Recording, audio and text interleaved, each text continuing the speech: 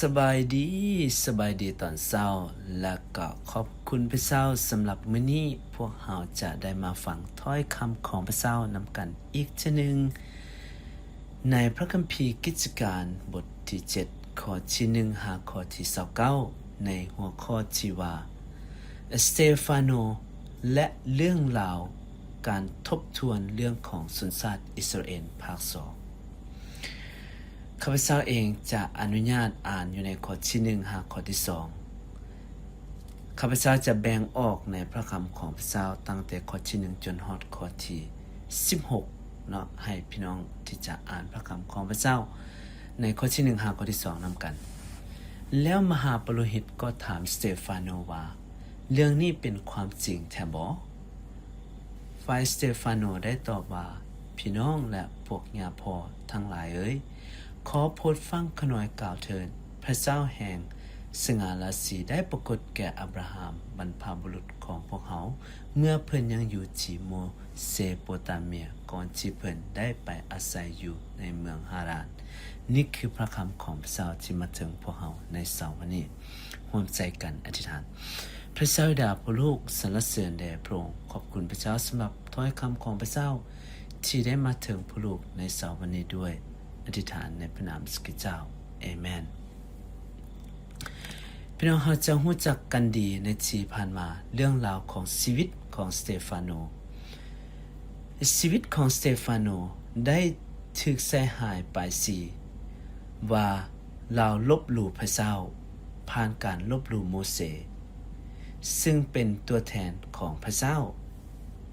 ผ่านการลบหลู่สถานที่บริสุทธิ์หรือพระวิหารของพระเจ้าซึ่งเป็นบ่อนที่พระองค์ทรงประทับอยู่และผ่านการลบหลู่พระบัญญัติของพระเจ้าซึ่งเป็นถ้อยคำของพระเจ้าในข้อที่1พวกเราจะเห็นว่าปาโลหิตได้ให้สเตฟานโนได้กล่าวคำแก้ตัวในการที่ถูกใส่หายไปอยู่ในข้อที่1พระเจ้าก็ถามคำถามเราแล้วมหาปุโรหิตก็ถามสเตฟานโนว่าเรื่องนี้เป็นความจริงแท้บ่อันนี้คือในพระคำของพระเจ้าตัวนี้ตั้งแต่ข้อที่1จนฮอดข้อที่29มันยาวหลายพี่น้องเนาะแต่ข้าพเจ้าเองจะมาย่อสั้นให้พี่น้องเข้าใจนำกันตั้งที่ข้อที่1จนฮอดข้อที่16เป็นภาพรวมกันอยู่ในพระคำของพระเจ้าตัวนี้ในตอนนี้เนาะถ้าเฮาอ่านพระคำของพระเจ้าตั้งแต่ที่ข้อที่1จนฮอดข้อที่29สเตฟานโนกำลังเล่าเรื่องประวัติศาสตร์ของชนชาติอิสราเอลโดยเว้าถึง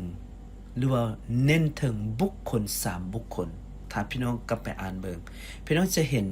สิ่งที่เราได้กล่าวว่าอยู่ในหันจะมี1อับราฮัม2โยเซฟและ3ก็คือโมเสสตั้งแต่ข้อที่2จนฮอดข้อที่8พี่น้องพระเจ้าสเตฟานโนได้เว้าเกี่ยวกับอับราฮัมพระเจ้าได้เอิ้นอับราฮัมให้เป็นบิดาของชนชาติอิสราเอลให้ออกมาจากกลุ่มคนที่เคยขับไว้รูปเคารพบูชาต่างๆและมานมัสการองค์พระผู้เป็นเจ้าที่เป็นพระเจ้าองค์เที่ยงแท้พี่น้องพระเจ้าเอิ้น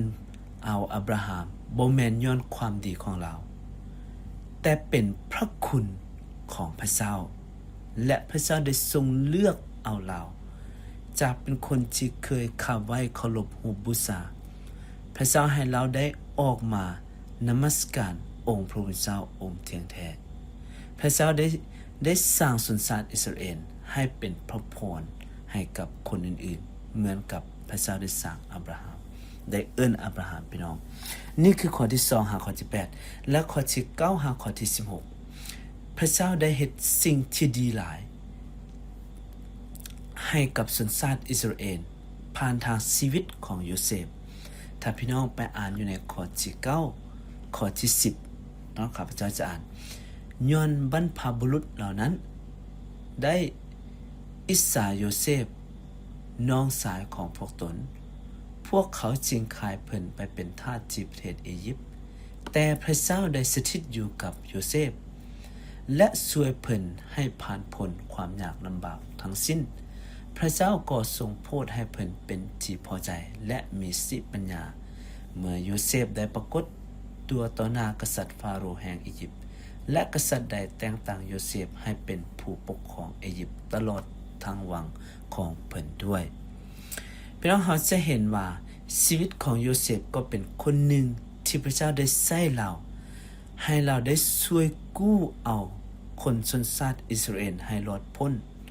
จากการเป็นข้าทาสหรือจากการอึดอาหารกันดานอาหารและนำพวกเขากลับคืนสู่แผ่นดินแห่งพันธสัญญาที่พระเจ้าได้มอบไว้ที่พระเจ้าได้สัญญาไว้กับอับราฮัมพี่น้องแต่ถ้าเราเบิ่งดีๆนะในชีวิตของสเตฟานโนในพระคำของพระเจ้าตอนนี้สเตฟานโนพยายามที่จะปกป้องตัวเองจากการใจหายไปแล้วสามารถพยายามได้พี่น้องจากการกล่าวหาจากการเว้าว่าเราเว้าข้อเท็จจริงหรือเว้าความบ่จริงแต่สิ่งที่สเตฟานโนได้เฮ็ดก็คือว่าสเตฟานโนได้ออกมาปกป้องความสัตย์ซื่อของพระเจ้าแล้วได้ยืนหยัดถึงความสัตย์ซื่อและความดีของพระองค์ที่พระคุณของพระเจ้ามีต่อชนชาติอิสราเอลเราได้ออกมาตักเตือนถึงชนชาติอิสราเอลย้อนพระคุณของพระเจ้าอย่าให้พวกเขาที่จะลงลืมเด็ดขาดพระคุณของพระองค์คนอิสราเอลเป็นคนที่พระเจ้าเลือกแต่พวกเขาก็ยังลืมพระคุณของพระเจ้าพี่น้องในมื้อนี้ข้าพเจ้าเองอยากจะหนุนใจพวกเขา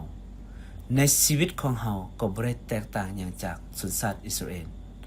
พระเจ้าได้เอิ้นพวกเขาออกจากการขับไว้ฮูปเคารพบูชาให้มานมัสการพระเจ้าองค์เทียงแท้บ่แม่นย้อนความดีของเราแต่เป็นย้อนพระคุณของพระเจ้าแต่หลายครั้งเราก็ลงลืมพระคุณของพระเจ้าพระเจ้าได้สัญญาจะปกป้องเราพระเจ้าจะนำเรากลับคืนในดินแดนแห่งพันธสัญญาที่พระเจ้าได้สัญญาไว้ให้กับเราแล้วพี่น้องตอนนี้พระคำของพระเจ้าในตอนนี้สเตฟานโนกำลังเตือน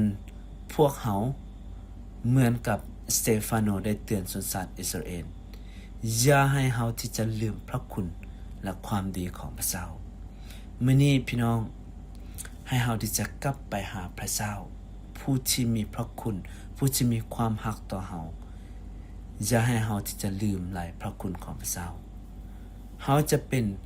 คริสเตียนดนหรือซ่าหรือไวแต่จะลืมพระคุณของพระเจ้าที่มีต่อชีวิตของเราเอเมนนี่คือพระคำของพระเจ้าที่มาถึงกับเราร่วมใจกันอธิษฐานพระเจ้าบิดาพระลูกสรรเสริญแด่พระองค์ขอบพระคุณพระองค์ชีวิตและลมหายใจ